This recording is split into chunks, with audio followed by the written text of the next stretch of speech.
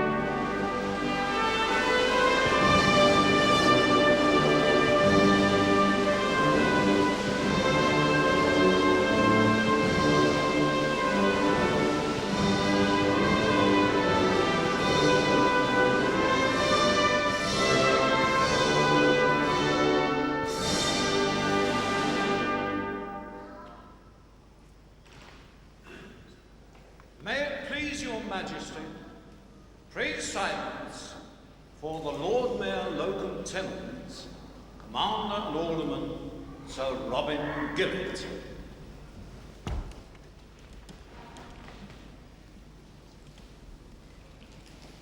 May it please your Majesty, I'm very privileged today, because those of you who know about these things will recognize that I am not the real Lord Mayor. He is flying now to the Poznan Fair in Poland for the promotion of trade and has appointed me, the senior alderman, as his locum tenens. It is very appropriate that this function should take place in the Guildhall for several reasons. Firstly, it gives us in the corporation a chance to say perhaps a belated thank you to all those who laboured so hard, Churchill's heroes with dirty faces, as they were known as, during the Blitz to try and save our city. An almost hopeless task, you might imagine, but nevertheless, a lot was saved, if a lot was destroyed. And the tireless bravery of those who did it will be reflected by some of you here today, who I'm sure were amongst their number, but particularly by the fund that you represent and help, because that will look after those who perhaps were injured, or the widows and orphans. Which brings me to the next good reason for coming to Guildhall. The Guildhall has been here since 1411, and we believe there was something here before, and it represented the seat of city government, but also the assembly of the citizens of London for the election of sheriffs and lord mayors and other pieces of civic business. The livery companies, whose banners and shields you see about you, above you, were originally founded on similar lines to your fund. They were collections of people in the same craft who worshipped together, probably because they worked together in certain areas of the city, and they looked after the widows, orphans, and those who fell on hard times of their particular craft.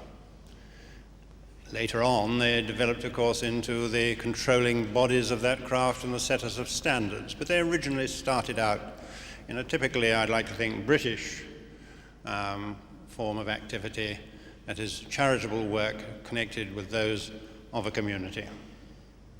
And although they predate you by many hundreds of years, the same spirit exists in this fund. It is for members of the fire service and their families and siblings, and supported by them. Self-charitable help, no bad thing. And so we welcome you to Guildhall on those grounds.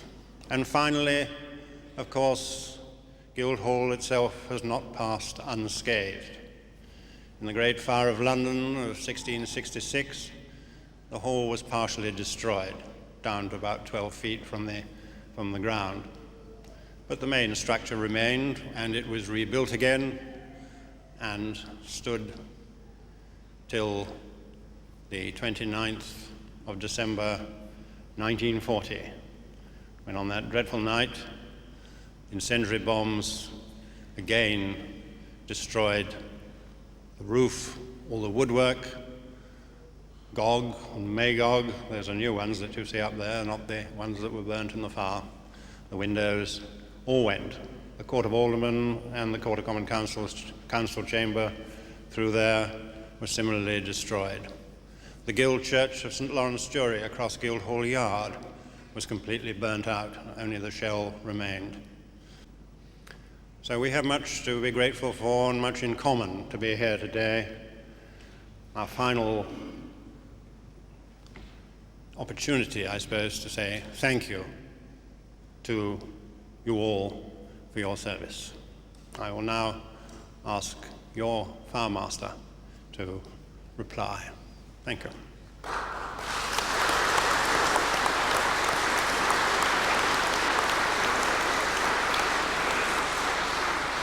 May it please your Majesty, please silence for the Chairman of the Fire Services National Benevolent Fund, Fire Master Ian Adam.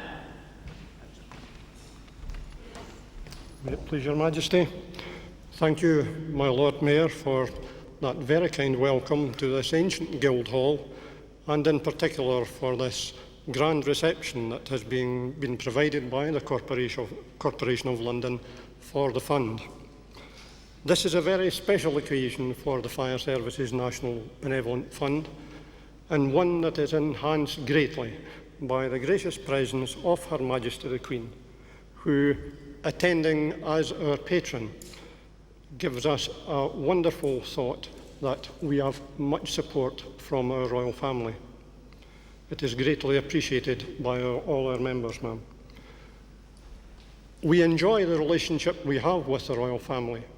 We consider it a privilege, and we have a fond memory of 1990, when the extension to our headquarters, the Ronnie Green Wing at Littlehampton, was opened by Her Royal Highness Princess Alexandra.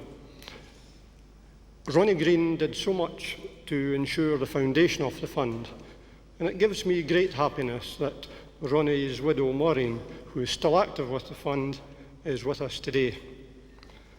This great hall of Guildhall, which has heard the footsteps of many famous people throughout the ages, including, and it witnessed the freedom of the City of London being conferred on Winston Churchill, did, as we have heard previously, suffer as a result of fire.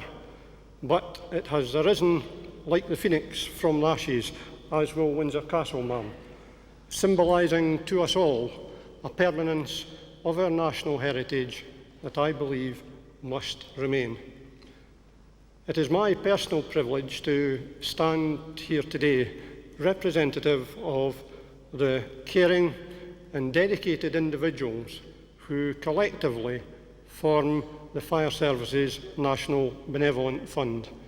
And this grand reception and the gracious presence of our patron, Her Majesty the Queen, is a rich reward for us all. And I thank you, Lord Mayor Locum Tenens, for this reception. Thank you very much.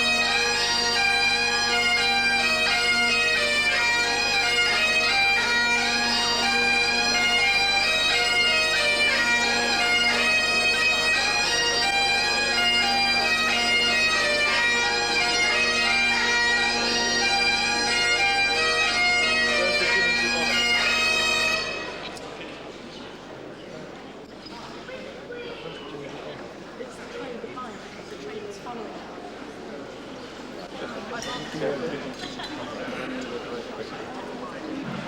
and gentlemen, the buffet will be served very shortly. Thank you.